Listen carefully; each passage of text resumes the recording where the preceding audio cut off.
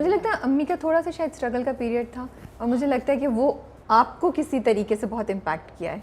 Has it that mean वो किस तरीके से उसने आपको इम्पैक्ट किया? आप ज़िंदगी में क्या आपके पॉइंट ऑफ व्यू चेंज हो गया है, या कुछ चीज़ें जो आपने सोच ली कि मैं ये करूँगी ये नहीं करूँगी, उनका जो जर्नी था उसको आपने कैसे एब्जॉर्ब किया है? मुझे लगता है ज़िंदगी में ना मुश्किल वक्त बहुत ज़रूरी होता है हर इंसान के लिए। जब तक मुश्किल वक्त नहीं आता ना, आप सीखते नहीं हैं। तो जिन्होंने मुश्किल वक्त देखा होता है वो अच्छे वक्त को तो गुजार लेते हैं, बट जब दोबारा ज़िंदगी में मुश्किल वक्त आता है ना तो वो गुजर जाते हैं। तो बचपन से मुश्किल वक्त देखा है मेरे बाबा के लिए भी, और 10 चीज़ें होती है फैमिलीज़ में। तो तब से ये था कि अम्मी ने बोला है स्ट्रॉन्ग रहना है, दोनों बहनों ने हर सिचुएशन को हैंडल करना है, हर सिचुएशन में स्ट्रॉन्ग। अम्मी ने कभी नहीं बोला नहीं मेरी बच्ची रोना नहीं, रोने तो देती ही नहीं है ना वो। जहाँ आप रो लिए ना अम्मी के सामने जलील 2 मिनट में, रोई कैसे तुम स्ट्रांग नहीं हो, तुमने नहीं रोना, तुमने खड़े होना है, तुमने किसी चीज़ पे नहीं रोना। लाइक फ्रेंड्स के जब भी मेरे को मसले हुए कि दोस्तों ने छोड़ दिया, हाँ वो जो होते हैं सारे आपके ना तो खैर बहुत ही बुरे थे तो वो हर कोई गुजरता है, हाँ हर कोई गुजरता है, छोड़ दिया तो उस पर बहुत रोती थी एक टाइम पे। मैंने कहा क्यों छोड़ा है, उनकी बदनसीबी थी कि उन्होंने तुम्हें छोड़ दिया, तुम तो अच्छी थी ना उनके साथ। तो हर चीज़ पे अम्मी ने कहा कि रोना नहीं है, अपने पैरों पे खुद खड़े होना है। कल को माँ बाप नहीं होंगे, कल को क्या पता अच्छा शौहर मिले ना मिले, तो एक लड़की को ना अपने लिए खुद स्ट्रांग होना बहुत ज़रूरी है। किसी पे डिपेंड करने की ज़रूरत ही नहीं। चलो जब तक माँ बाप का साया है तब तक है खुदा, क्योंकि सबके माँ बाप ने जाना है। सही बात, हम सब ने जाना है। एग्जैक्टली। तो सब जब कल को नहीं होंगे तो क्या आप किसके गले लग के रोएंगे? ऐसे अपने आप को बनाओ ही नहीं कि किसी के गले रख के रोना पड़े। स्ट्रॉन्ग यार आप अपनी अम्मी को भेजिएगा या आप भी आइएगा उनके साथ, एक मोटिवेशनल वो करते हैं। मुझे उनकी वैल्यूज़ और मुझे उनके जो आइडियाज़ हैं ना बहुत इंस्पायर कर रहे हैं, बिकॉज इट्स वेरी इंपॉर्टेंट कि हम लड़कियों को स्ट्रॉन्ग बनाएं, उनको इंडिपेंडेंट, उनको अपने ओन पे खड़ा होना सिखाएं ना, जो हम नहीं करते हैं अभी तक। तो जब मशहूर होना शुरू हुई आप, तो कॉलेज में और आसपास फैमिली में और फ्रेंड्स का क्या रिएक्शन था? अच्छा, कॉलेज बहुत कम जाती थी क्योंकि सर आते थे पढ़ाने के लिए, तो कॉलेज वाले इतना कुछ फ्रेंड्स बनी नहीं वहाँ पे।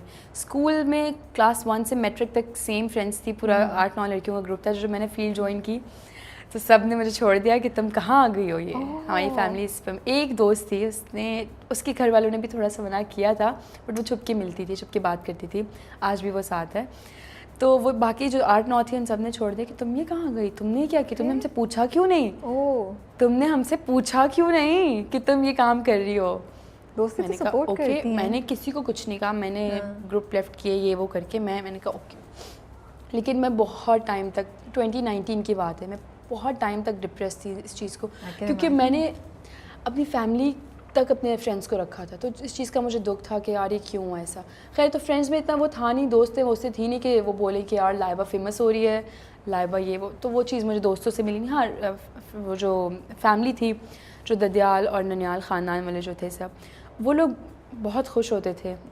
बहुत सबने सपोर्ट किया और सबने अच्छा लगता था सबके साथ जाके मिलके ना कि यार वाह तुम टीवी में आ रही हो, क्योंकि कोई भी ज़िंदगी में कभी आया नहीं ना टीवी में।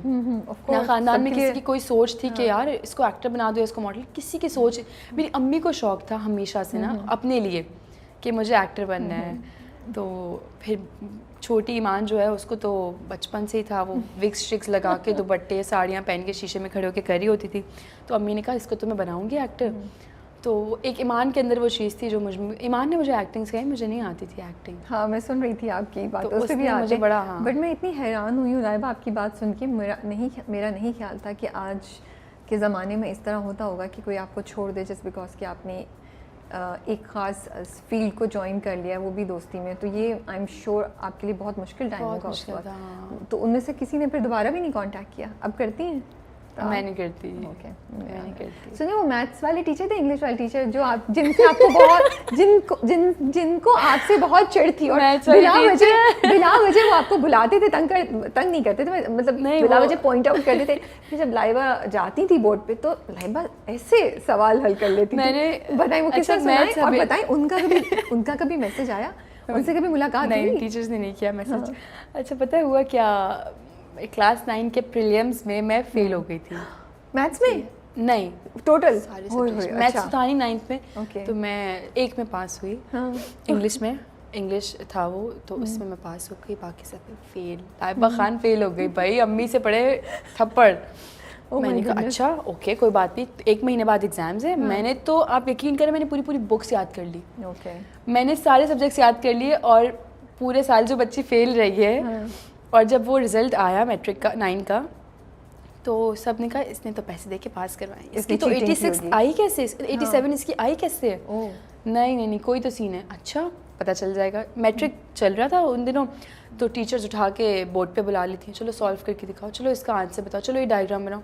मैं कर अच्छा मैंने छुप के ना कोचिंग भी लिया मैट्रिक में ना, तो वो पढ़ के आती थी सुबह एक दिन पहले और आके मैं तो, क्योंकि मुझे स्कूल के टीचर्स ने बहुत अच्छा पढ़ाया, आई लव यू ऑल, लेकिन मेरा ध्यान स्कूल में नहीं होता था क्योंकि मैं सबसे एंड में बैठती थी, सबको तंग करती थी। तो पढ़ाई तो क्लास में नहीं, कोचिंग में होती थी।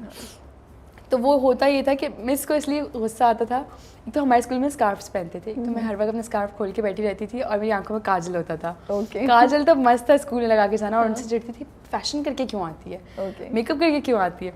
तो वो अच्छा इधर आ जाए, चले बोर्ड में आइए सॉल्व करें। ओके मिस मैं आ रही हूँ, लेकिन मेरे आपने तो पढ़ाई था, अब मैं कैसे करूँगी सॉल्व।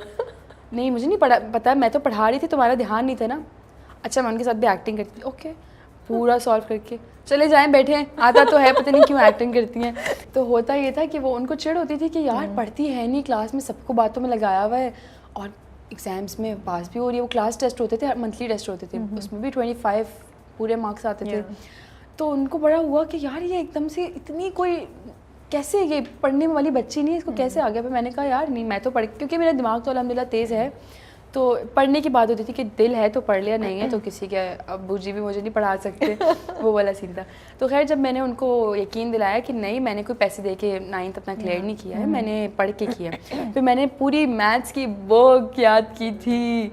हमेशा से सुना है ना मैथ्स को समझ के सॉल्व किया जाता है, मैंने याद कर ली पूरी बुक अपनी ना। आई थिंक जब आप हाफ़िज़ कुरान होते हैं, हाँ, तो आपकी मेमोरी बहुत अच्छी हो जाती है। yes. ये तो अल्लाह की तरफ से आप पे होता ही होता है, तो मे बी उसका भी बहुत इसमें हाथ होगा, ताल्लुक़ होगा इस चीज़ का कि आप इतनी जल्दी चीज़ों को याद कर रही होंगी। हाँ अल्हम्दुलिल्लाह। बट मैं कहती हूँ आपके लिए कितना आसान अभी होता होगा ना, कहीं से भी पढ़ लिया कुरान ऐसा है बिल्कुल। अच्छा मेरी कोशिश होती है कि मैं ना उसको रोज़ाना पढ़ लिया करूँ। मैं गाड़ी में सुबह बैठती हूँ ना, तो मैं कोई ना कोई सूरत पढ़ लेती हूँ। उससे भी रोज़ाना पढ़ने से भी आपको ना प्रैक्टिस होती है। फेवरेट सूरत कौन सी है आपकी? सूरह बकरा। माशाल्लाह। एक टाइम था जब मैं उसको डेली पढ़ती थी, तो मैं 15 मिनट में सूरह बकरा पूरी पढ़ लेती थी। अब थोड़ी सी स्पीड स्लो हो गई क्योंकि डेली नहीं पढ़ा जाता, तो वो आधे घंटे में 40 मिनट्स में पूरी पढ़ती हूँ। जब सेट पे या इंडस्ट्री में कभी बताती हैं बात, तो लोगों का क्या रिएक्शन? मैं नहीं बताती, हर एक नहीं बताती, जज भी तो करते हैं ना। मैंने अभी शो में बता दिया, इसीलिए मैंने पहली दफ़ा बताया किसी शो में। बट चला जाएगा ना, अगर एडिट में निकलवाना है तो अभी बता नहीं तो जाए, कोई मसला थोड़ी, मैं तभी तो बोला। मुझे तो लगता है बहुत प्यारी बात है। हाँ तो मुझे नहीं कोई मसला। पहले मैं करती थी लोगों को जज स्कूल टाइम पे ना, जब से मैंने थोड़ी समझ आई ना, मैंने कहा यार जिसकी ज़िंदगी है, जो कर रहा है करने दो, अपनी ज़िंदगी अपने आप से मतलब रखो, जज ना करो किसी को। अपनी ज़िंदगी में इतना कुछ चल रहा होता है कि आप उसका ख्याल रखें या दूसरों की ज़िंदगी के बारे में सोचें। तो मुझे तो ऐसा लगता है मैं नहीं, अब वो जो कर रहा है, जो जिस चीज़ में खुश है उसको उसमें रहने दो। अच्छा बुरा समझा दिया तब भी नहीं मान रहा, उसकी मर्ज़ी। ट्रू। तो भाई ये कहाँ से आया डिज्नीलैंड के बाय वाला, डिज्नीलैंड के बाय प्रपोजल?